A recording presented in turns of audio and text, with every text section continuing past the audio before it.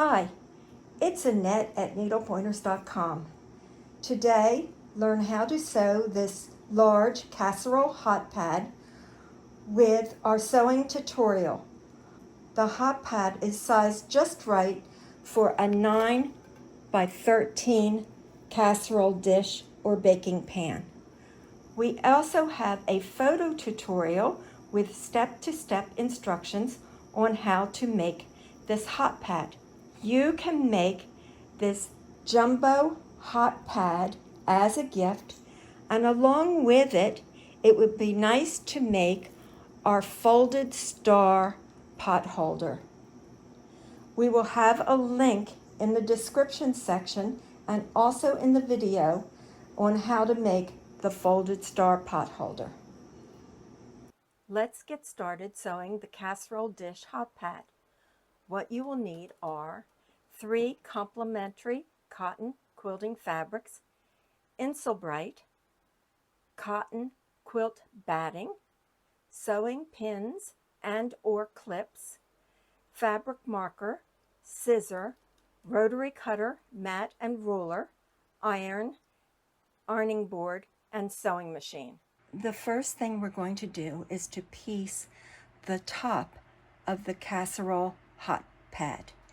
What you're going to need are 1 piece of the main fabric, 8 inches by 12 inches.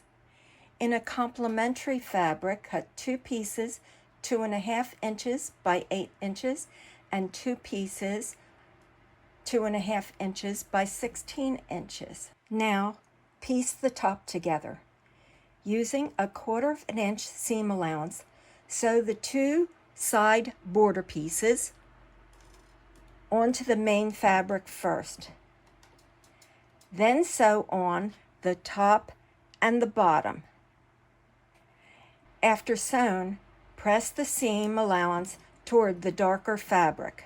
To quilt the hot pad, I have decided to use a straight diagonal line quilting pattern. And you should mark the quilting line on the top before you sandwich the batting, backing, Insulbrite, and top together, because otherwise it will be too thick in order to mark the line.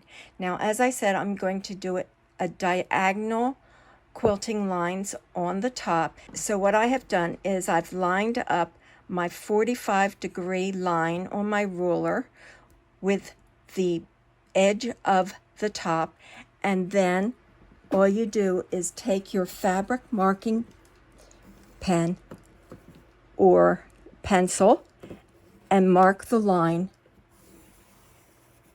on the top. After the top is pieced, it's time to make a hot pad sandwich so we can quilt it. We are using 2 cotton batting pieces and 1 Insulbrite piece in order to help protect our table and work surface from the heat. So I want you to cut 12 inches by 16 inches of the following pieces: 1 backing piece, 1 Insulbrite piece, and 2 cotton batting pieces. Once you have all the material cut, on your work surface, layer all the material in this order: backing fabric wrong side up, cotton batting, Insulbrite, cotton batting, and your pieced top right side up. You want to pin all these layers together. The Insulbrite is sandwiched between the 2 batting pieces. Quilting the 5 layers together will be a lot easier if you have a walking foot, because the project is quite bulky and the pieces will feed through the machine smoother.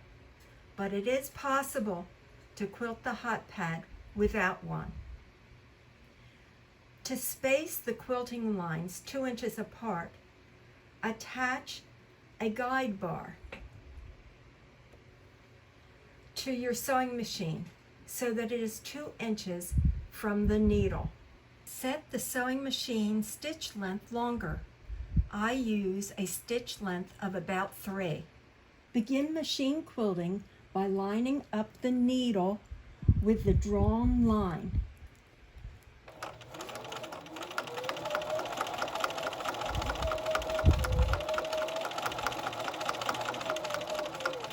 Once the first line is stitched, then you will use your guide bar as your guide and line that up with the stitched line to continue machine quilting the hot pad. Here you can see I lined my guide bar up with the stitch line, and then just continue to stitch using this as your guide, and make sure that you also remove any pins that are along the way as you're stitching. As you quilted, the layers may have shifted a bit, as you can see here and here. So trim off any batting or fabric if needed to remake it into a perfect rectangle. To bind the Casserole hot pad, you will use double fold binding. Prep the binding strips by cutting strips 2 3/4 inches wide and joining them to make a strip at least 68 inches long. Fold the binding in half and press. To sew the binding onto the hot pad, we're going to use a 3/8 inch seam allowance. Start on one of the long sides, leaving a tail, a long tail, and begin sewing.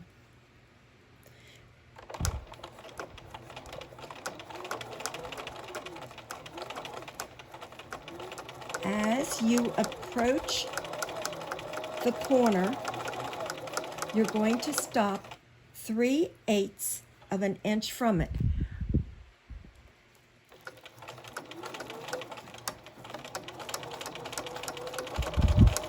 Now, what I did is, I placed a pin 3/8 of an inch from the corner so I know exactly where to stop.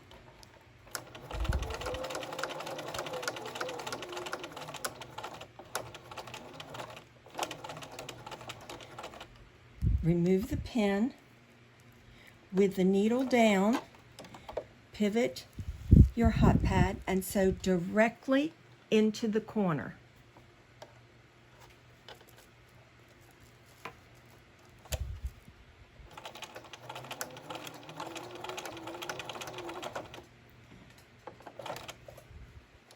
We're going to make a mitered corner, so what we're going to do is remove it from the sewing machine, clip the threads.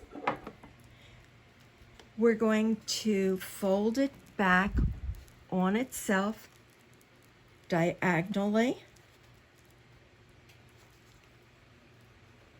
and I am finger pressing it so it stays in place. Then we're going to fold it back on itself, and this time aligning the edge. We're going to place it back under the sewing machine and now sew with a 3/8 inch seam allowance.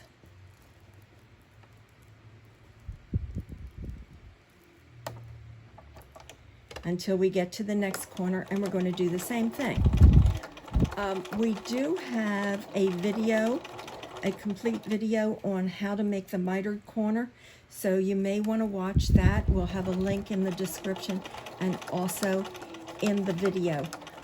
So I'm going to continue, and I'll show you how to join it when I get back to the beginning. One thing I forgot to mention when I began sewing the binding on is I'm sewing it onto the back of the hot pad. Okay, once you get back to the beginning, and please make sure that you back stitch at the beginning and at the end, you are going to take the 2 ends, and at the ironing board you're going to press them back on themselves and butt them together. As you can see, I've already done that. Then what we're going to do is open this up, join the two ends together, and sew right along that crease line. After you've done that, then you can continue, you can refold it and then continue to sew the gap or the part that isn't sewn on onto the hot pad. After the binding is completely sewn onto the back, you need to then flip it over, and you're going to bring the binding to the front and cover the raw edges.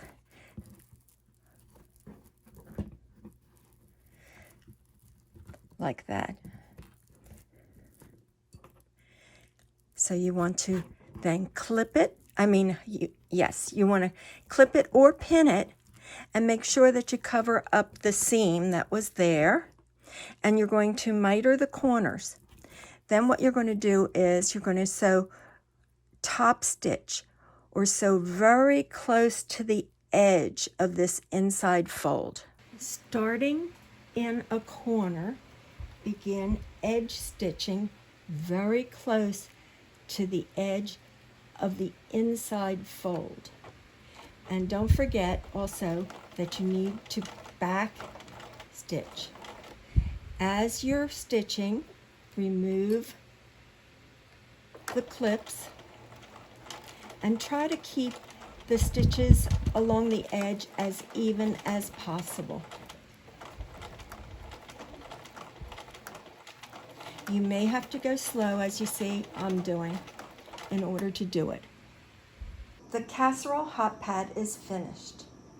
As I mentioned before, we do have a full photo tutorial with step-to-step instructions that you can use to also make this hot pad. They make awesome gifts. Roll them up and tie them with ribbon for gifting. You can also pair them with a pot holder, such as this folded star pot holder.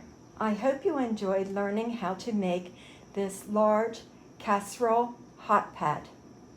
Please like and share this video with family and friends. If you're not a subscriber, subscribe to our channel so you don't miss future videos. Help us by sharing our videos on Facebook, Twitter, and Pinterest. Visit our website, needlepointers.com, for lots of free sewing and quilting projects and tutorials. While you are there, sign up for our weekly newsletter so you don't miss projects.